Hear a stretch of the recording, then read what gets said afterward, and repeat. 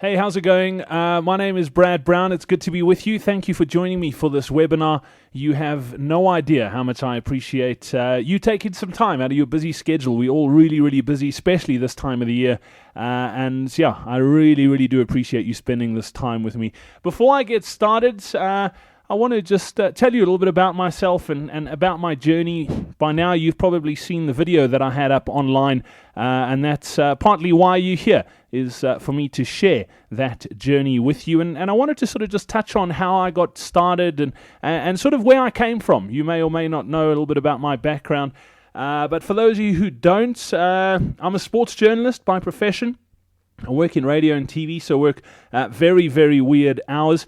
I grew up in a running family, actually. My dad ran a whole bunch of Comrades marathons. He's run 11 in all, so I remember going down to Pietermaritzburg and Durban every single year and watching my dad run. And growing up, I always wanted to run that race myself. It was quite weird, and that's probably one of my earliest childhood memories was just thinking one day when I'm big, I want to run that race. So it's quite funny how things have all worked out and where I am today, that I have managed to run a few of them and also do a lot of work for Comrades as well. So that's pretty cool.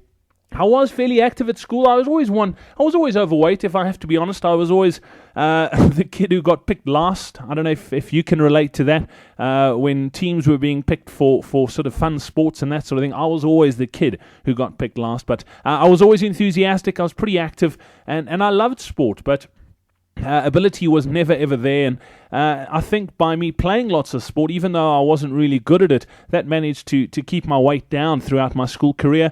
And then I finished up school, went to varsity, and as a lot of people do, I think you stop the exercise and you discover nightclubs and alcohol, and you know how it goes. It's it's a slippery slope.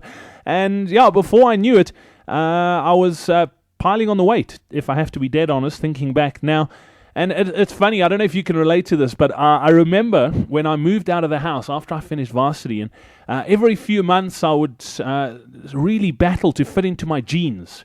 And I used to think to myself, my washing machine is just shrinking all my clothing. I can't get over, what is happening with my clothes? Because it was never me, it was always the washing machine. And I was like, this can't be right. There's something wrong with this blimmin' washing machine. So I'd then go and buy a new pair of jeans or a new shirt because it was shrunk as well. And I never really put two and two together that, hang on a sec, the size is still the same, but I need to now buy bigger jeans because I was getting bigger. And that's just the way it went. And for years it was like that, slowly started piling on the weight, and I knew I had a bit of an issue, but I never really took it too seriously. I was still quite young and was loving life, and career was going well, and so things were good, but was uncomfortable, wasn't happy with myself, knew I had to do something, but the tipping point hadn't been reached. And I can tell you that in 2009, I met a guy through business who had a stroke. And it's quite a long story about how it came about, and I won't go into too much detail, but I started chatting to him at this meeting about his stroke, and he was wearing a Comrades marathon shirt that day. And this was in June 2009. It was just after Comrades 2009, and I thought he had ran, and we were chatting, and I said to him, Richard, tell me a little bit about your story. Are you limping because you ran Comrades? And he said to me, no, he had a stroke back in 2002, and he was never active either. I mean, it was just poor lifestyle choices. He was overweight and just really ate badly, and in 2002 he had a stroke, ended up in a wheelchair, and his doctor said to him, you're never going to walk again. And he said to his doctor, I'm going to run the Comrades marathon. And he told me that day how he had to teach himself to stand again. He used to, in his wheelchair, on his kitchen countertops. He used to pull himself up onto his kitchen countertops and then fall back down in his chair. And then slowly he got stronger and stronger, that he could stand for a couple of seconds and he'd fall back down in his chair. Eventually he could stand, and he did exactly the same thing to learn to walk again, and eventually was able to walk. And in 2007, he finished his first Comrades marathon. And I get goosebumps telling that story now, but that is the story that really fired me up. And I left that meeting that day, and I went home and I hopped on the scale, and I clocked in at a whopping 165 kilograms. So if you're not South African and you use the other scale, that's 363 pounds. So I mean, I was huge. I'm quite a tall guy, but that is really, really big. And I made a decision there and then, that afternoon, that in 2010, this was 2009, remember, June 2009, at the end of June, in 2010, I was going to run the Comrades Marathon. And if you don't know, the Comrades Marathon's an 89-kilometer, 56-mile foot race between Pietermaritzburg and Durban. And it's one of the most brutal ultramarathons around. And I made that decision. I went and found a training group that I could train with. And I just really reached out. I told everyone that I was going to do it. And I started training. What I did was, as well as I chatted to a good friend of mine, Lindsay Parry, who's actually the Comrades Marathon coach. And I said to him, Lindsay, I need a program. So he got me a program, and what I did was I stuck to that thing religiously. In March the following year, in March 2010, I ran my first marathon. In April 2010, a month later, I ran my first ultramarathon, 50 kilometers. And if I have to be honest, after those two races, I was in so much pain because I was still quite big. I had lost probably about 20 Ks. I ran my first marathon at 145 kilograms. And I'd lost a little bit more for the ultra. But if I have to be honest, I was in a lot of pain. And a lot of it had to do that I was probably still too big to be running those sort of distances, but I had set the goal that I was running Comrades, and I was going to do it. I told everyone that I was going to do it, and that was in April, and then Comrades was at the end of May that year. I think it was around the 29th or the 30th. I can't even remember the exact date. But my mom had been ill in the build-up to Comrades 2010. She was fighting breast cancer, and 2 weeks before race day, exactly 2 weeks to the day, I was at work. I was on air for a big radio station in Johannesburg at the time, and I got the phone call while I was in the middle of my show, saying that my mom had passed away. Sunday morning, 2 weeks to race day. And those 2 weeks in the build-up from my mom passing away until Comrades race day were an absolute blur, if I have to be honest. Can't tell you what happened. I know the funeral was in there, but the rest of it is totally a blur. And got to Comrades race day, I was just really emotionally and physically drained. And I remember sitting on that start line going, whoa, this is it. I didn't have the best of days, and should I have lined up? I don't know. I'd set the goal and I wanted to do it, but I ended up missing one of the cutoffs. You have to reach certain points by certain times along the route, and with about 29 kilometers to go, I made it to 60 Ks. With 29 to go, got pulled off the road. I had missed the cutoff, and I was absolutely gutted. But I remember sitting in the parking lot after that Comrades experience outside the stadium. And I just remember sitting there, and I made the decision there and then that I was going to come back in 2011 and finish what I started. And that began the second part of the journey of heading home and sort of mending up as best I could, and then getting back out on the road again. And I wouldn't say starting from scratch, but just really building towards going out and finishing Comrades 2011. I also decided that I was going to do some cross-training. And what I did was I got on the bike, got in the water. That really helped my training, and I made a real concerted effort about watching my diet. I was like really almost like anal to the point of just being really strict with myself, and that's how I lost the rest of the weight. In 2011, in April, I went and completed my first Ironman down in Port Elizabeth. If you don't know what the Ironman is, it's a 3.8 kilometer swim, followed by 180 kilometers on a bicycle, and then you run a full marathon straight off that as well. So, it was another big goal that I had set, and I set it after Comrades. I'd never done a triathlon in my life, but I decided I was going to go do Ironman. So it's one of those things, go big or go home. I'm that type of person.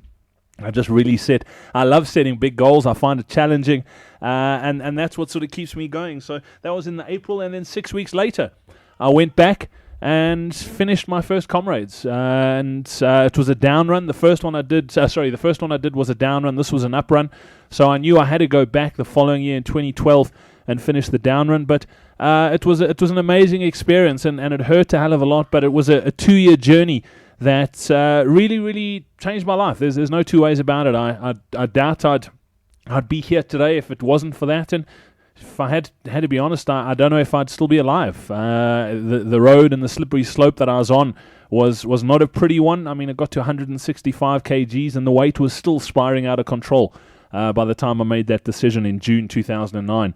It's an interesting one. What would have happened if I hadn't made that decision? I don't know. I can't answer that question, but I'm so glad that I have turned things around. And I really love my life at the moment. I mean, from the fitness point of view, couldn't be happier. If I don't run, I get really grumpy with myself, and or if I don't train, whatever it is, and yeah, I'm pretty. I wouldn't say I'm strict about what I eat, but I'm pretty balanced. I think that's probably the key to the whole thing as well. So what I wanted to run through with you, and that's just a little bit about my journey. Hopefully you can relate to that, and there's bits about that story that fire you up, and want to get you on the journey to sort of turning things around, possibly in your life. Maybe things are spiraling out of control right now. I don't know where your situation is at, but I wanted to share a few things with you that I've learned on my journey, and hopefully they can make a difference in yours. And the first one is goals make all the difference. I'd tried, and I'm sure you can relate to this, where I'd in my head said I want to start running. And that was just it. It was, I'm going to start running. There was no sort of goal with regards to when I wanted to run my first 5K by, or when I wanted to run my first 10K by. And this time round, 2009, I set the goal that at the end of May 2010, I was going to run Comrades. And then I worked back with Lindsay, and he said, okay, this is what you need to do by then. This is what you need to do by then. Those were the steps I took, and I knew I needed to run a marathon by March, and I had to run an ultra marathon in April. And if I hadn't had those goals, I can tell you now that I wouldn't have done it. So the goals are vital. And if you don't have a date on it, it's just a dream, to be honest. You need to find something you want to do and set a date. So say I want to run a 10K by this date, and be realistic. I mean, to be dead honest, I was probably a bit sort of over ambitious. If I come to think of it, I mean, to go from 165 kgs to running Comrades in less than a year is very ambitious. It's been done. It absolutely has been done. But the odds of you succeeding are really, really slim. So I find a goal that's really manageable, set a date, and work towards it, and tell people that you're going to do it. That's one of the things I learned too, is so often I used to fail in silence. So I would have this goal in my head, but I wouldn't tell anyone. So if I missed it, it was just me I was disappointing. But I told my family, I told everyone on radio, actually in Joburg, that I was going to run Comrades in 2010, so there was no turning back. The next thing I did was I reached out for help, and that's key as well, is you can't go on this journey alone. You need help. I mean, it's in order to change and get to where you want to be, you can't keep doing what you're doing now. And what I did was I chatted to Lindsay, and I said to him, I had a serious chat with him, and I said, hey, will you be able to help me? And he did. And I got people around me who believed in me, and my wife and the rest of my family and her family all sort of bought into this thing, and knew I was going to spend a lot of time on the road training and that sort of thing. And that was what I needed, is I needed to get people around me who believed in me, because you can't do this on your own. That's the truth of the matter, is you need a team of supportive people around you to help you get this thing done. And then another thing that was really key to me succeeding was being consistent. You'll be really surprised at how little it actually takes, or how much goes into actually getting fit and running a marathon, or running a 10K, or running a half marathon. Yes, there's obviously, the more you do, the longer the distance the goal is, the more that goes into it. But you'll be shocked if you actually knew how little goes into something like this. And I'll be straight up with you. I've now finished 3 Comrades marathons, and I don't run more than 4 days a week.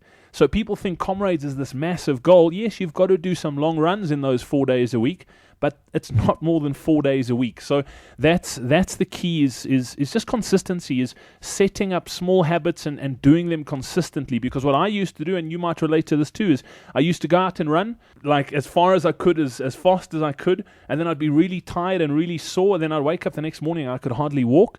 And then you would go out on day 2, but it would be so sore, then you'd hate it, absolutely hate it. But if you do little bits consistently, it's basically the way to do it. So, I mean, my mom used to say it, my late mother used to say, how do you eat an elephant? One bite at a time. So if you break it up into small, doable pieces, it just makes it so much easier. How did I train and consistently and avoid injuries at 165 kgs when I started? The consistency part is I just made a deal with myself that I had to do this. So I used to sit down with my diary once a week, and I used to schedule in the time that I would train. Everyone's busy. Let's be honest. There's no one, unless you sit at home and don't do anything all day. Everyone is busy. So schedule it into your diary. Sit down and go, okay, where have I got half an hour, 4 days a week to start? Because that's all you need to do to start, is schedule it in. When I started, I was working in sales, and I had someone that used to book appointments for me. And before I sent her my diary for a week, I used to block out those spots, and it was a Monday, Wednesday, Friday afternoon. I used to take an hour off, and she didn't need to know what it was for, but it was not available. She couldn't book things in those slots, and that's how I did it. That was my time, and I really, really made a point of sticking to that. It's non-negotiable, absolutely non-negotiable. Get buy-in from your loved ones, your boss, your colleagues, and that sort of thing as well. Tell them what you're doing and get them to support you and say, hey, these are the times. I mean, I didn't tell her what I was doing, but the guys that I was working with knew that that's what it was. So they were cool with it, and you need to do that, is get the buy-in from the people around you when you're scheduling those things. And then the other thing is to plan, like really plan well. If you on the road lots and maybe you work crazy hours and you get a lunch break, you can train in your lunch break. There's nothing stopping you, but you need to plan. If you know that you're not going to be able to go out early in the morning on a Monday or late in the afternoon on a Monday afternoon, and you've only got an hour lunch break, pack your training gear. Take a pair of running shoes, take some training gear, so that you can walk or go for a short little jog on your lunch break. It just boils down to planning. For me now, I work crazy hours. I've got a kit bag in my car all the time with training gear in.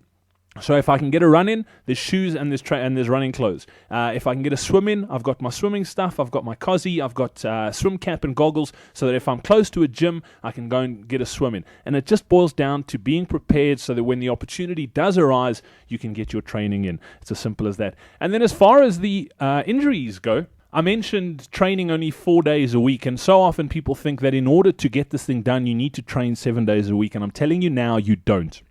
Rest is really, really, really important, okay? You have to rest, and that's what those 3 days a week are for.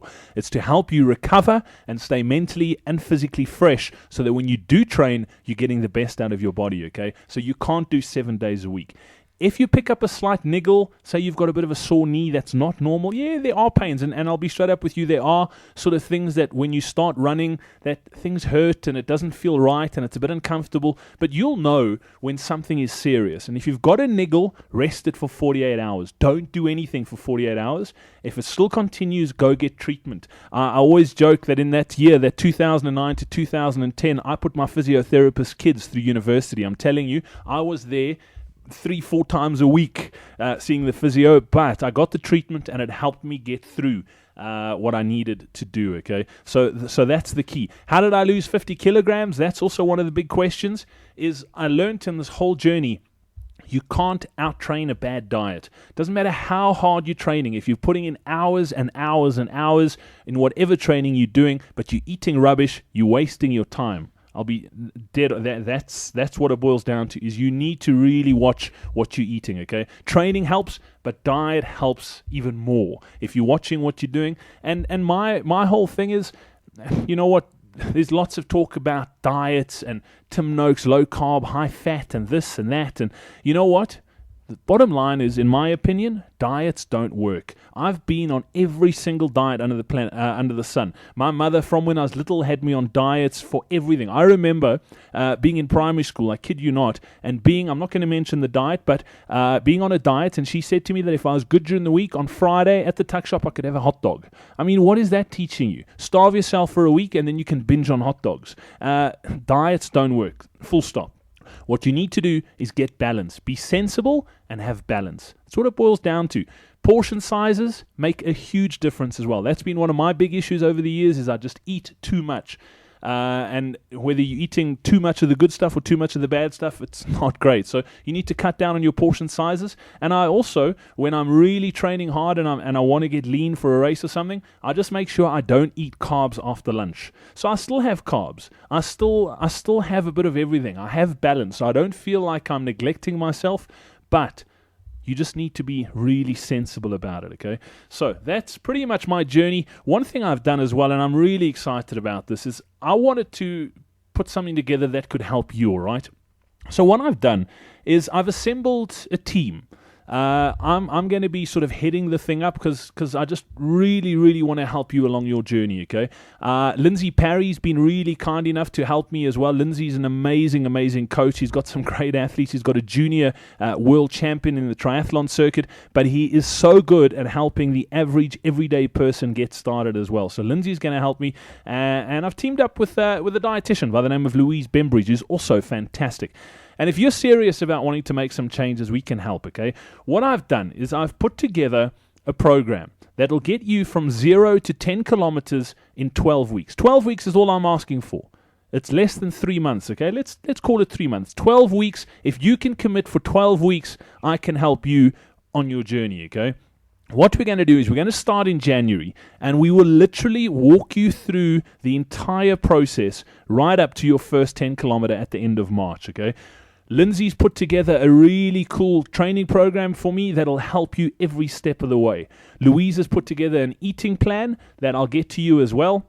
And if you're ready to commit, what I'll do is I will send you an email every single week telling you exactly what you need to do. So I'll break your week up and say, you need to train this on this day, you need to rest on this day. You need to train this on the next day, rest on this day. It'll be really easy, okay? It won't be hardcore, so don't be stressing. I'm not going to be cracking the whip, and it's up to you, but I'm willing to help you. It'll tell you exactly what you need to do from a training perspective, okay? It'll also guide you through the 12 weeks by helping you make small changes to your diet that'll make a huge difference in what you're doing.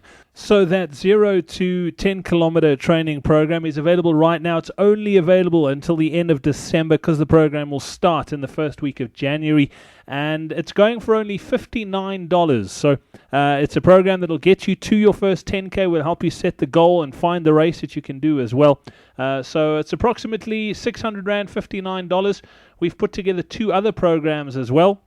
The second one is if you want to set a slightly higher goal or slightly bigger goal. It is a 0 to half marathon, 0 to 21 kilometers. It'll work exactly the same as the 0 to 10. So we'll work you through that 0 to 10 process, and then from 10 to 21 Ks. This one obviously slightly longer. It'll take you 6 months to get to a half marathon. And this one's available right now for only $99. And then we've got one for someone who's probably ready to set a big goal. It could be you, and hopefully it is you. If you want to run a marathon in 2014, we'll be able to help you do exactly that. And it's also exactly like the first 2 programs. We'll take you from 0, work you through to 10Ks, from 10Ks through 21, 21 to 32, and then 32 to 42 by the end of 2014. Really simple program. We'll guide you through it, hold your hand, and make sure you get that goal done and make some serious changes in 2014. I'd love to help you. That program's going for $179, so approximately 1,800 Rand. And if you think about all 3 of those programs, the first one for $59, the second one for $99, the third one for $179, you're essentially getting a dietitian, a personal trainer as well, for a fraction of the cost of what it would actually cost you. So it's a drop in the ocean, really worth it, and I can't wait to help you achieve your goals in 2014, and I can't wait to work with you. If you were ready to sign up, all you need to do is check out the programs below. Just click on the button and it'll take you through to the various programs. You can get all the details, what it entails, and I look forward to working with you in the new year.